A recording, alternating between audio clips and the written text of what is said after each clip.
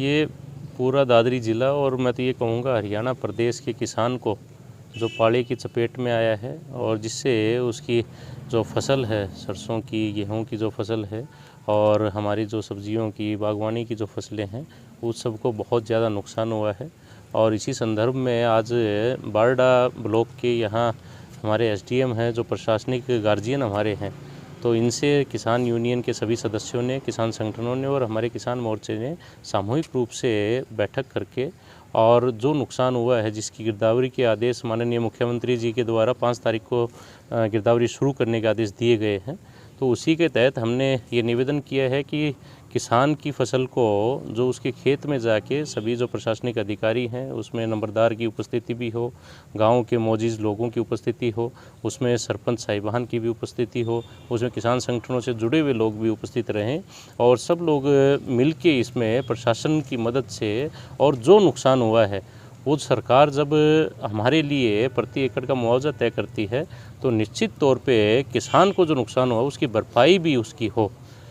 इसी के लिए आज हम सब इकट्ठा होकर एकत्रित होकर यहाँ एसडीएम साहब के पास आए थे और इनसे इस बारे में चर्चा की। क्या स्पेशल गिरदावरी होगी 5 तारीख को? जी, गिरदावरी के विशेष गिरदावरी के आदेश प्रदेश की सरकार के द्वारा किए गए हैं और ये पूरे हरियाणा प्रदेश में 5 तारीख से शुरू होगी। तो हम सब लोग मिले हैं और आप सबको पता है कि पूर्व में भी नुकसान हुआ है और उसमें भी कहीं ना कहीं इस बारडा विधानसभा को अछूता रखा गया है, चाहे वो किसी प्रकार की किसी की भी लापरवाही रही हो, परंतु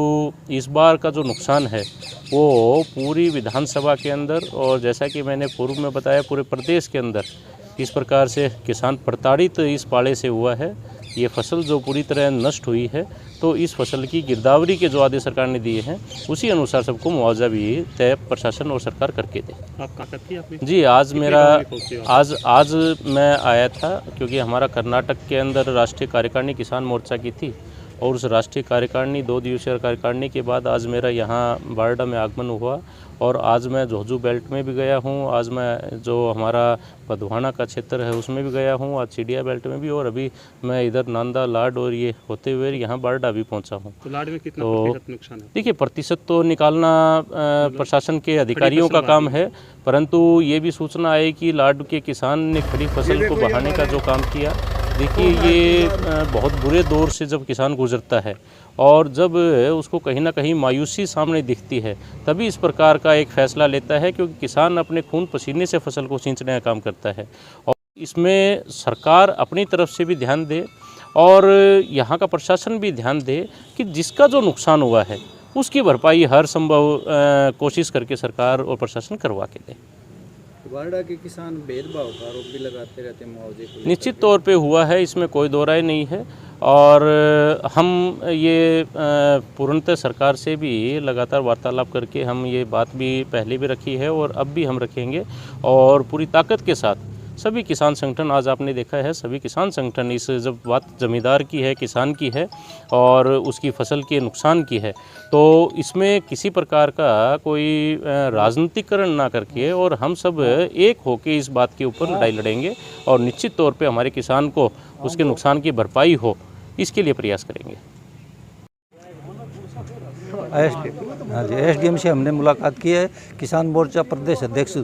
सुखविंदर बेंडी से साथ हमारे और पूरा किसान मोर्चे के जितने भी पदाधिकारी वे भी साथ हैं, यूनियन के पूरे पदाधिकारी साथ हैं। इनसे सबसे हमने मिलकर एसडीएम साहब से यही रिक्वेस्ट करी है कि जो नुकसान हुआ है वो सरकार पूरी भरपाई करे। और